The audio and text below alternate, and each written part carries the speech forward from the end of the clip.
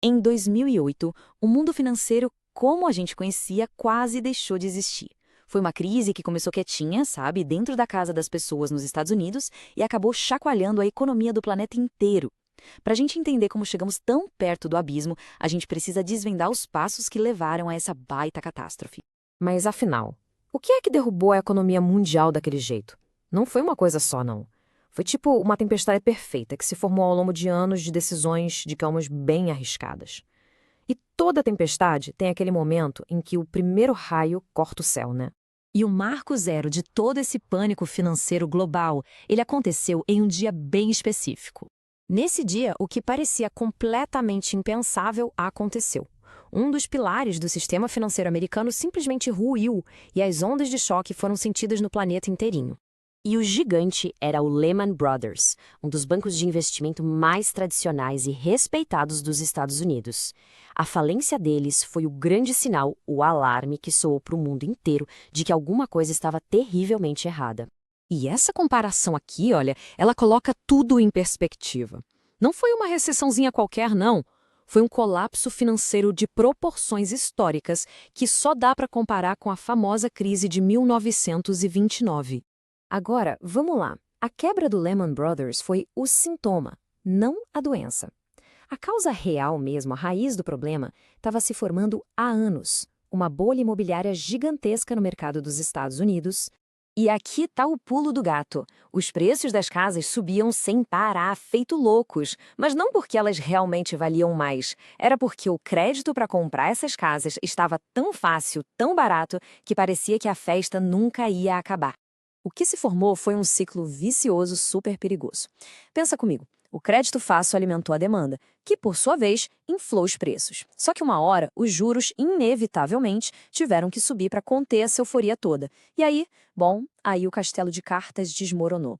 Os pagamentos se tornaram impossíveis para milhões e milhões de pessoas. Mas o que exatamente significava esse crédito fácil? A verdade é que ele não era apenas barato, ele era perigosamente irresponsável. Para deixar isso bem claro, vamos usar um exemplo simples, mas que, olha, ilustra perfeitamente o que estava acontecendo numa escala massiva. Pensa no caso do João. Para conseguir um financiamento, ele disse para o banco que ganhava mais do que a renda real dele. E o banco simplesmente não verificou. De repente, a parcela do imóvel comprometia metade do que ele realmente ganhava. Era uma verdadeira bomba relógio. E é aqui que o problema vira sistêmico, que vira um monstro. Não foi só o João. Foram milhões de empréstimos de altíssimo risco, conhecidos como hipotecas subprime, dados para pessoas que, no fundo, não tinham como pagar aquilo a longo prazo. Essa é a pergunta de $1 trilhão, né? Como é que uma crise de dívidas em bairros americanos conseguiu quebrar bancos na Europa e na Ásia? A resposta está em uma palavra: securitização. Basicamente, os bancos pegavam milhares dessas hipotecas arriscadas, colocavam todas num pacote e vendiam esse pacote como se fosse um investimento novo e seguro.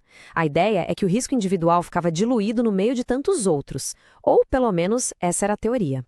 A grande ilusão, a grande pegadinha, foi que essas dívidas podres foram empacotadas e receberam um selo de investimento seguro, nota máxima, AAA, das agências de classificação de risco. Com essa aprovação, esses pacotes foram vendidos para o mundo todo. O sistema financeiro global comprou, sem saber, uma verdadeira bomba relógio. Com o cenário todo montado, só faltava o gatilho. E ele veio quando a festa do dinheiro fácil e barato finalmente acabou. O colapso não aconteceu do dia para a noite. A partir de 2004, a alta dos juros começou a sufocar as famílias. Em 2006, os primeiros dominós já começaram a cair. Mas foi em setembro de 2008, com a quebra do Lehman, que a represa finalmente se rompeu. Foi a tempestade perfeita para o orçamento das famílias. As parcelas dos financiamentos subiram, mas os salários não acompanharam. Para milhões de famílias, a conta simplesmente parou de fechar e a inadimplência disparou. Agora, vamos conectar os pontos e ver como o estouro da bolha nos Estados Unidos conseguiu contaminar o mundo inteiro. O contágio seguiu um efeito dominó que foi devastador. Com a queda dos preços dos imóveis, aqueles pacotes de hipotecas, os CDOs, perderam todo o seu valor. Os bancos no mundo inteiro que tinham comprado esses títulos achando que eram seguros, viram seus investimentos virarem pó, o que gerou um pânico total nas bolsas de valores. Com a quebra do Lehman, a confiança desapareceu. Ninguém mais confiava em ninguém. Os bancos pararam de emprestar uns aos outros, o crédito, que é o sangue do sistema financeiro, simplesmente congelou. Isso é uma crise de liquidez. O resultado?